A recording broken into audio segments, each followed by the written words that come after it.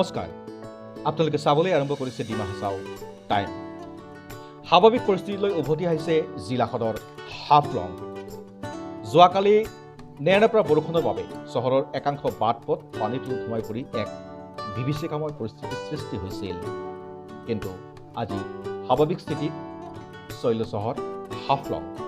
আচলতে যোৱা কিছুদিন ধৰি অব্যাহত থকা বৰষুণৰ উপৰি বুধবাৰে নিশাৰ পৰা নামি অহা নেৰানেপেৰা বৰষুণৰ বাবে বৃহস্পতিবাৰে পুৱা হাফলং চহৰৰ প্ৰাণকেন্দ্ৰত থকা লেকৰ জলস্তৰ বৃদ্ধি পায়, যাৰ বাবে চহৰৰ একাংশ বাট পথ পানীৰ তলত সোমাই পৰে।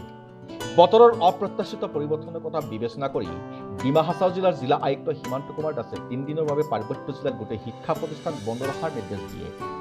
ইপিনে বৰষুণৰ বাবে জাতিংগা শিলচৰ ঘাইপথৰ বিস্তৰ ক্ষতি সাধন হয়। কিন্তু আজি হাফলঙৰ সামগ্ৰিক পৰিস্থিতিৰ উন্নতি পৰিলক্ষিত হৈছে।